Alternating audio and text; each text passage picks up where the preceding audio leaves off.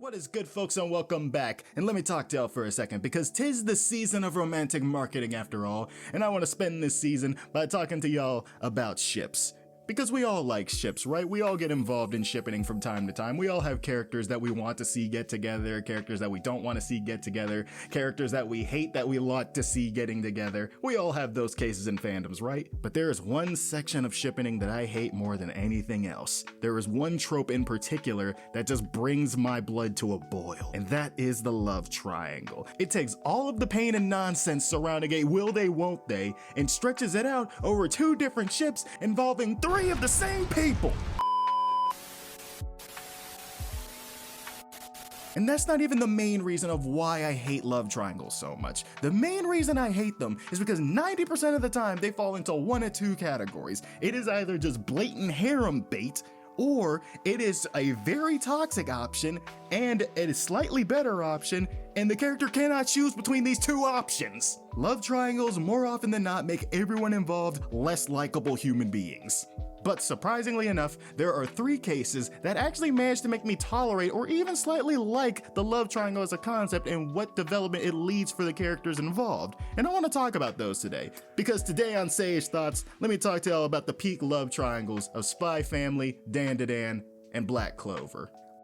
I am not gonna lie to y'all, when Ira Shiratori first showed up in Dandadan, I was very open about the fact that I hated this bitch and wanted her off my screen. I mean, we were supposed to hate her. She was introduced to be the token popular mean girl after all. Her entire introduction was just her manipulating Okarun and making him feel good, and then talking all kinds of trash about him behind his back because it makes her feel good about herself. She sucked. I mean, the bitch was out here spreading rumors that our girl Momo was a slut and then tried to exorcise her because she thought she was a demon. From her introductory episodes, Ira was a bitch. That's what we were expecting to see from her.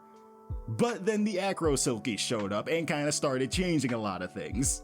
The thing about Ira is that she does feel a responsibility to make other people feel better about themselves, specifically people who are losers, because hey, she's the most popular person around and she's the prettiest person around, so hey, she can boost their self-esteem and their confidence a little bit. And yeah, it'll make her feel a bit better about herself and make her feel superior by comparison, but hey, it's still a good deed, right? It's an ideology that is formed from, an egotistical place, but it is formed from a good place, a somewhat caring place, as we do see that good side of it when she comforts the Acro Silky as it goes to the afterlife so it doesn't regret its life decisions and completely hate itself. And seeing her take responsibility for her actions about spreading all those rumors and taking the heat off of Momo, that does show that, okay, underneath all of this pomp and arrogance, you are an actually somewhat decent person underneath all of it. You're trying, at least, I will give you that much. Ira, for good and for bad, is a character with a savior complex. That is blatantly what she is. More than likely because of her upbringing being an only child in a single parent household. More than likely that is where her main character syndrome comes from and her need to be a hero for all of mankind. That is definitely where all of this comes from. Now, how does this pertain to the love triangle?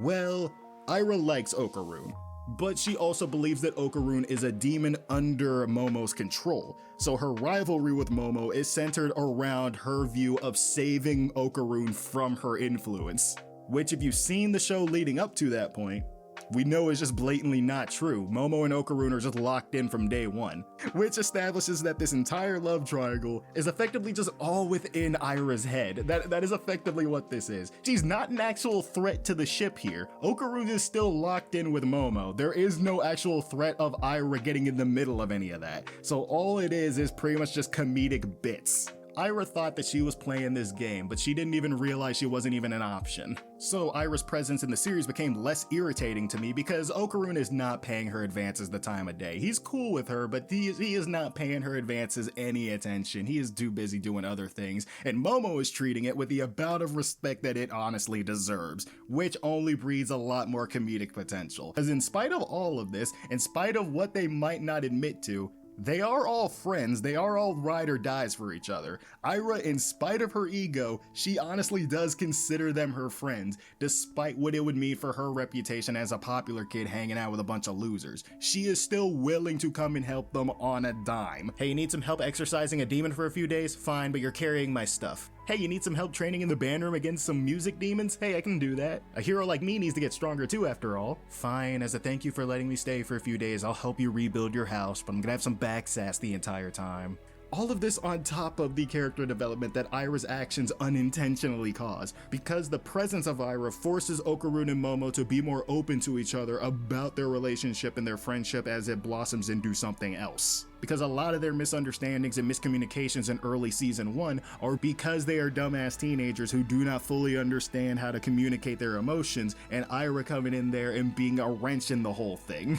Ira's presence has become an endearing part of Dandadan for me, and I cannot honestly see the series without her involvement, and her constant banter with Momo and her attempts to save Okarun from this hellish existence, while completely failing to understand what romance actually is because she is a very sheltered kid who doesn't know any better.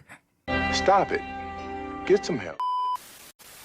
When I came back to finish season 1 of Spy Family last year, I was not expecting to find a yandere bitch when I got back. But you know what? Fiona Frost, Nightfall, you alright with me. You alright with me. Because I really like her initial setup being this sort of jealous, competitive co-worker rival figure for Lloyd, who's just coming into the scene like, oh, are you sure you're able to handle this mission? Are you sure you're able to handle this? You have all the equipment and everything to be able to complete your mission? And then the reveal that she's actually jealous of Yor and wants to be playing the role of Lloyd's wife. She wants to be involved in this mission. She is looking at this genuinely happy family and just be like, It should be me! This should be me. And I love that Nightfall's obsession with Lloyd stems from the fact that he's the one that trained her. He's the one that taught her that spies should always hide their emotions from the outside world because we are always under supervision and one small mistake could get us killed. But at the end of the day, we're spies, we're expendable.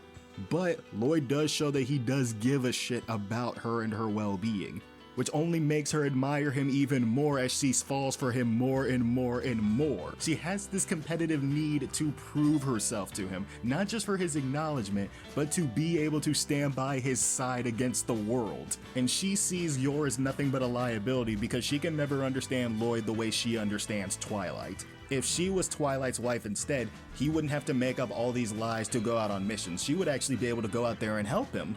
So Yor and Fiona's entire dynamic is built on this sort of competition as Nightfall slowly starts putting doubt in Yor's head of, oh, maybe you're not the right person for Lloyd. Maybe you can't handle this responsibility and be a mother to Anya. Maybe you don't deserve to be here. Which sends Yor spiraling down her own path of character development because her entire arc throughout this season is not feeling like a burden to her brother or to the family that she's found herself in now. But the contrast in Nightfall and Yor, which I find so compelling, Yor is actually considerate of Lloyd's feelings that if this is better for the family, if this is better for Anya, she's fine with leaving. So she will leave if it is better for Lloyd and for Anya moving forward. But Nightfall, no, she just wants to completely take over regardless of the situation. She thinks she knows what's best. She knows that she's the better option. So she is willing to just come in and take over regardless. Nightfall mostly sees taking Yor's spot as a way of proving herself to Twilight. That's all that she cares about. She don't give a shit about Anya. She's only here to prove herself as a partner to Twilight. And Yor, well, the only reason she's here in the first place is because she needed a cover story because being an unmarried woman in an occupied country is very suspicious. But Yor has proven time and time again that she does actually give a shit about Lloyd and Anya. And while she does not think of herself as their real mother and wife, she will do her best to try and fit that role as best as she can. And while all of this is going down, Lloyd don't know what's happening. Lloyd is trying to figure out and piece together exactly what is happening. Because as much as he thinks he understands women, as much as he has prided himself on being a spy who can use people and figure things out and get information out of people and manipulate situations to his advantage,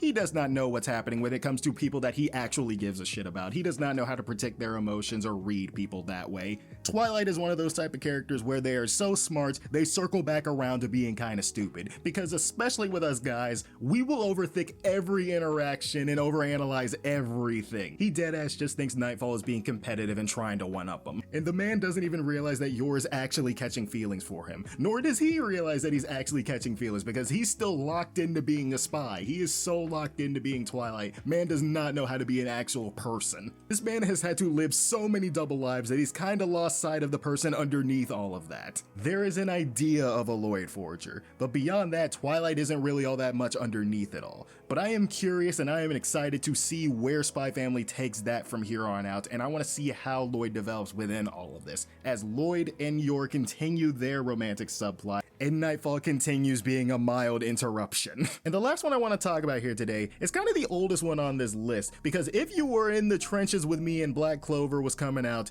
y'all know one battle that has been waged since day one. Team Noelle or Team Mimosa. This shit right here, this divided friend groups. Man, if y'all were like me and out here in the trenches in the prime of Black Clover in our high school years, y'all know what that shit was like. This was our Team Edward versus Team Jacob, except these two were actually interesting characters and not just Tumblr bait. We were out here going to war, gentlemen. We were out here in the middle of the trenches on a front line that has not moved in 3 years because both sides have some fair arguments to make and points that we could not disprove, which only made the battle even more heated. Because we were just kids. We didn't know any better. We couldn't make a better argument. Just shut up, Noelle for life. I've got more brains than I know what to do with. That's right, you tell him, Asta. The only small thing about you is your stature. Yeah, so, hold on. But now that I'm older and my brain has developed a bit more, I kind of see how foolish we were being back then. Because beyond the surface level, what does Mimosa and Asta really have in terms of chemistry? Because the entire origin point of all of this was Asta saving Mimosa back in the dungeon mission. And that's kinda it. He saved her, and she starts catching feelings for him right after. And they kind of have sporadic interactions past that point because they're on two different magic teams. While Mimosa does have some solid character motivation coming out of that, mainly just not wanting to be seen as weak and be a burden to her team, it's not really much with Asta past the surface level, which kind of makes sense because she doesn't really know the man. She just kind of starts liking Asta off of the vibes, which considering she's a sheltered royal, it kind of makes sense that she would like the first hero that saved her. Now Asta and Noelle though. Look at this. Look at this. It's perfect. I will wear my biases on my sleeve. Noelle Silva is my favorite character in Black Clover and honestly is one of my favorite characters in new gen anime, period. Asta Noelle is a day one brick by brick foundation. They join the Black Bulls at the same time. They acknowledge each other's strengths, pushing each other forward. They were ride or dies for each other in the most dire moments throughout the series. I will not be having such comparisons to Mimosa. She is not competition. She ain't trauma bonded like they are. She ain't been through the shit that they've been through. But the underlying heart throughout all of this is the subtext underneath it, the thing that Asta and Mimosa could never have. Asta believes in Noelle. He believes in her that she is not just a fault. She is not just a messed up royal. She is not just the black sheep of the Silva family. She is strong in her own way. She is not the weakling. She can get her powers under control and be powerful than all of them. And that means something to Noelle because Asta was the first person to treat her like an actual person, to not look down on her for her perceived weakness. Even her own family was unable to do that. If this commoner, this absolute loser with no magical powers whatsoever, is able to push himself into becoming better and impressing the entire world, then what's her excuse? Asta lit that fire within Noelle, inspiring her to live up to her family name, to pick herself up, get her powers under control, and become a powerful mage in her own right, so that she can stand amongst her siblings and shove that in their face like you were all wrong about me. Noelle's feelings for Asta stem from a genuine place of significance. She has faith in Asta and she believes in him because he believes in her. If you telling me that I can be all of this, then me as a royal, I'm putting my stamp of approval on you. You will be the Wizard King and you will prove the rest of the world wrong. Asta and Noelle are thematic parallels to each other and that's why they work so well. And I will not be hearing any argument otherwise. Mimosa is a good character. I am not denying that. But she does not love Asta the same way Noelle does. Now I just gotta wait on Asta's dumb ass to actually realize Noelle likes her and Noelle's tsundere ass to actually tell him. Toei, y'all better do this ship right when it comes back cause otherwise we gonna have some words. I hope y'all enjoyed the video today, folks, and if you did, be sure to hit that like button and hit that sub button down below and let me know what is y'all's favorite love triangle down below. But for now, I must bid you all adieu. So goodbye, good night, Sage out.